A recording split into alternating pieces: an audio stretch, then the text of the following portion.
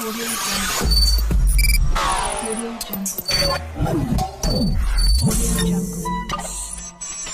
Audio Jungle.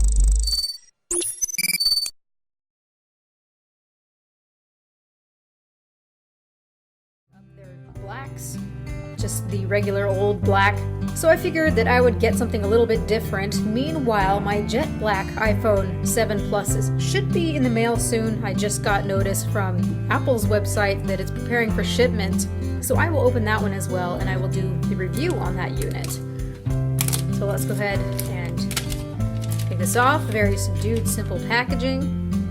We have a direct comparison here because these are both the same color. I just adjusted the exposure a little bit. So you can see that we've got the documentation that's on the top. I find that a bit surprising. They don't have the iPhone in all its glory peeking up first. And we've got this little tab. There's the phone here. You've got your brick, you've got your earbuds.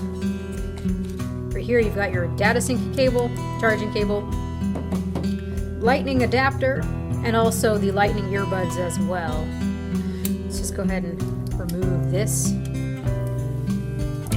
Ooh, I can hear that static cling feeling. And they always stick to me. Always, always. Shoo! Ooh, so there you have the phone. That looks really quite nice. I thought that I wouldn't really like the appearance of this dual camera here, but it's not too bad actually.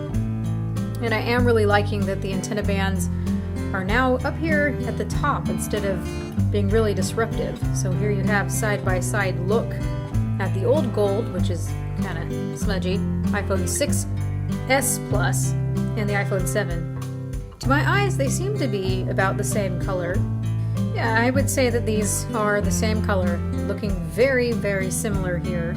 Maybe the font down here where it says iPhone is a little bit thicker. Looking around the phone, things look quite similar. You can see that our volume buttons and also this rocker here are in the same place.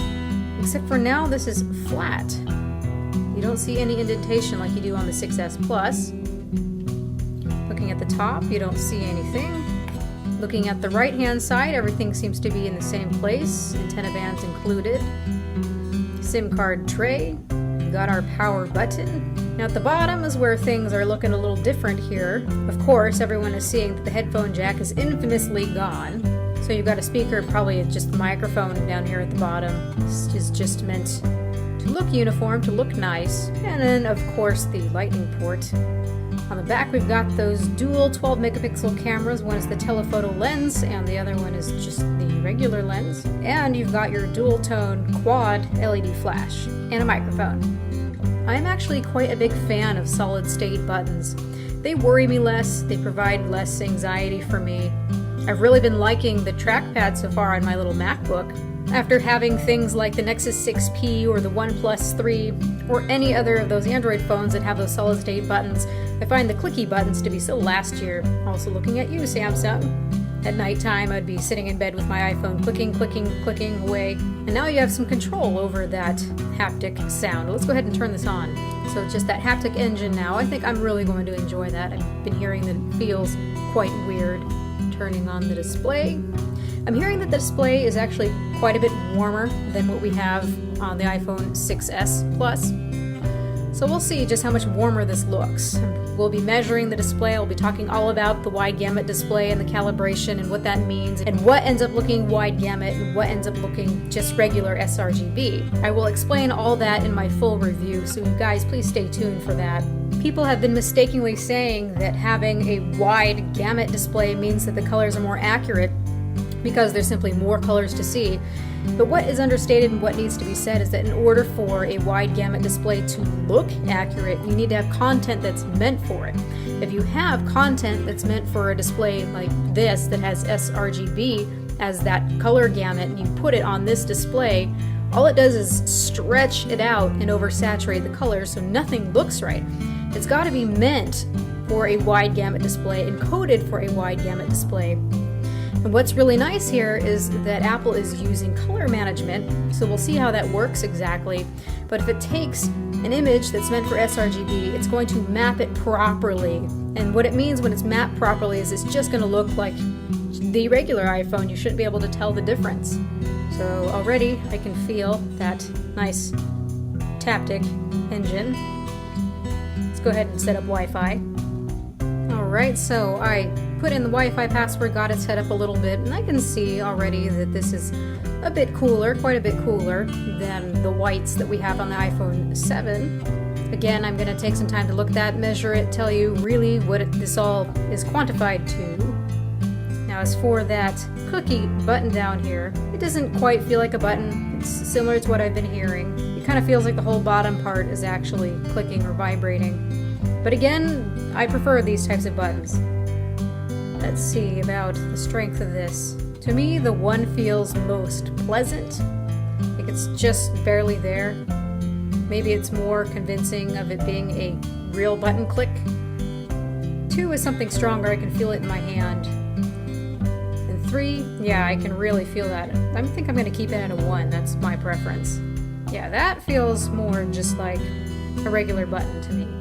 I decided to fire up a movie and see how those speakers sound, because now we've got stereo speakers, or at least one's a speaker here, and this is a front-firing speaker. And honestly, it feels a little bit wonky and off balance at first, because I can tell the sound's coming from here and then out the bottom. But if you're cupping it like this, and you give it some time, your brain seems to adjust to it. It's definitely a lot louder, which is nice.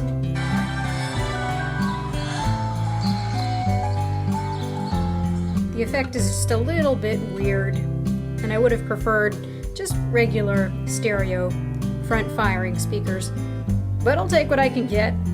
It definitely does feel nice and snappy. You've still got your Force Touch, iOS 10 features. So I'm going to take some time to play around with this, play around with the cameras especially. I want to do some comparisons. I will be more excited, of course, when that new bokeh feature comes out. It's too bad that that did not come out with the release. It kind of feels a little bit rushed to me when software isn't finished.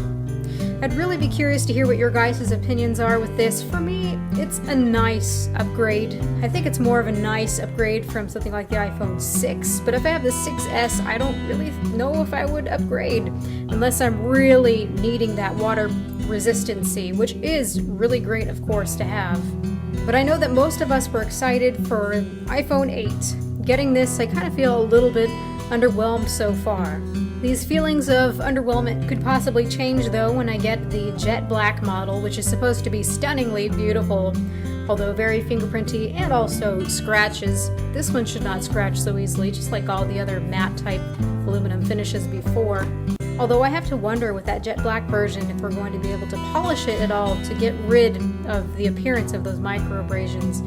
So I'll keep an eye out for that. I'll make another unboxing when that comes in. This is all I want to say for now. So this has been Erica, the technology nerd, likes to film stuff. Please rate, comment, and subscribe.